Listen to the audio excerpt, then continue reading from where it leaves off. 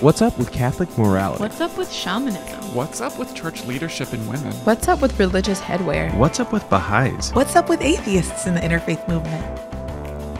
They say, don't talk about religion. We ask, what's up with that?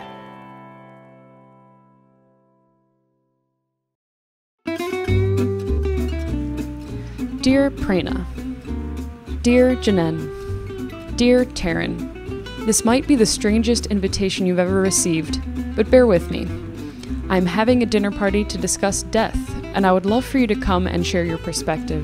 The thing is, it seems a lot of people don't discuss death in positive ways, if at all, and I think that if we did, we would better understand one another and feel more comforted as we process our own perceptions of and experiences with death.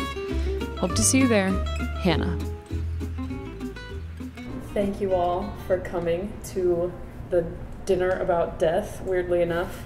I know it's like particularly strange for me because I'm super anxious about death. I definitely don't look forward to it, like despite my Catholic theology that says it should be like quite lovely if I live my life properly, I guess.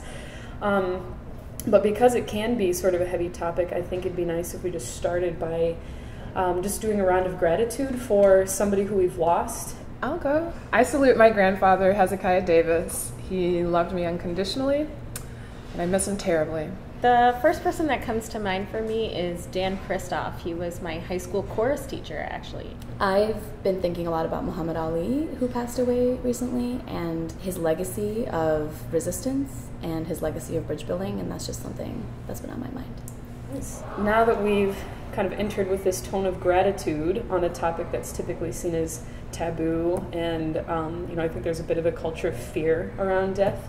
That said, maybe we can get a little bit more personal and talk about what we think happens, with death. Do you believe in an afterlife, for example, or do you think it's just kind of like one and done, just got this one chance?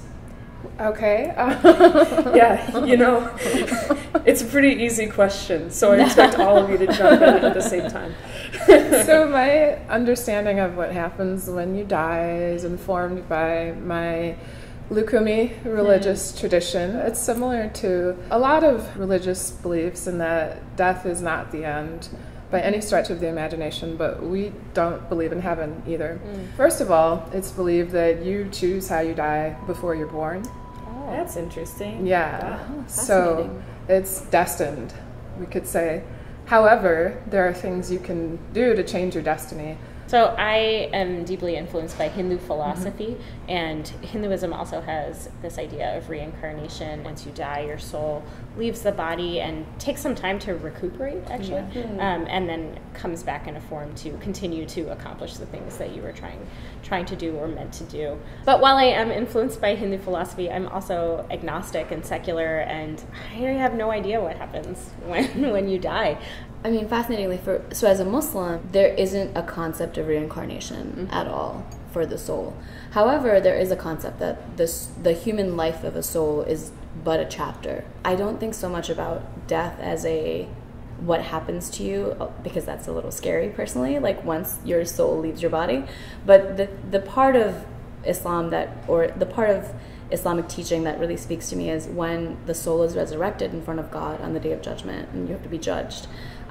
You see 3 piles of deeds, and there's a pile of good deeds, there's a pile of bad deeds, and you recognize those piles as yours. And then you see another pile of good deeds that you don't recognize, and you actually say, those are not my deeds, God, like there's somebody else's good deeds. And he actually tells you, no, actually those are yours, because those are good deeds that were done in your name by your loved ones after you passed. Wow. So for me, it's really, that's the part of death that I think speaks to me the most, is what, as a living person currently, can I keep doing to add to that pile for the people that I love and who are in my life. So yeah, that's strikingly beautiful. Yeah.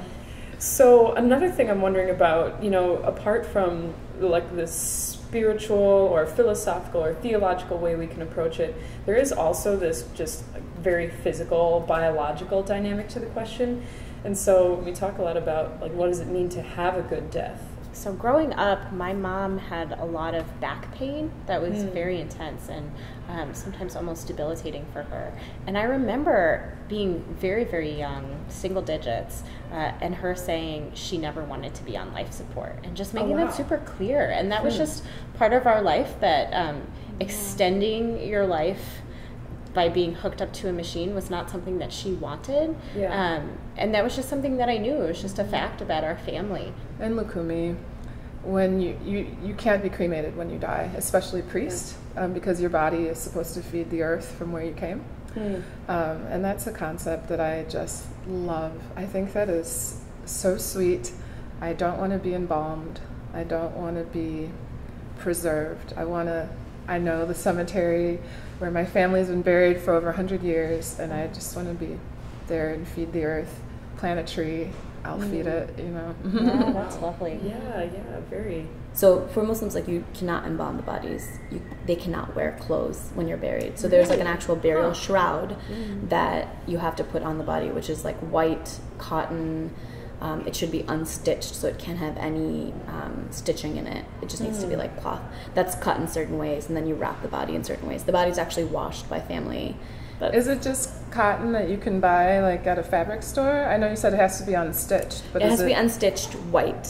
White? Okay. Yeah, and part of that is because white unstitched cloth is the ritual garment you wear when you go on pilgrimage to Mecca. So it's almost as if like that you're going home, like you're making and you're making the pilgrimage home. So that's part of the symbolism there.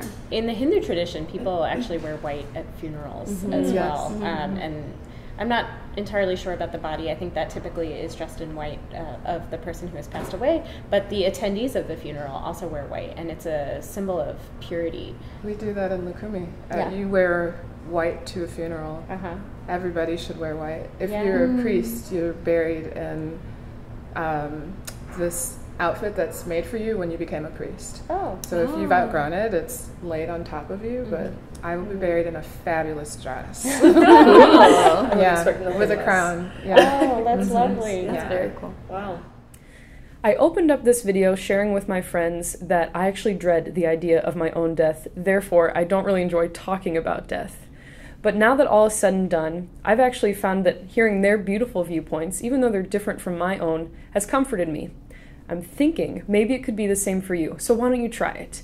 Think about a shared human experience like death and invite your friends and family members of different viewpoints to intentionally talk about it together. After all, if we don't actually know the ways in which we're different, how can we come to appreciate them? So thanks for joining us again, and we'll see you next time.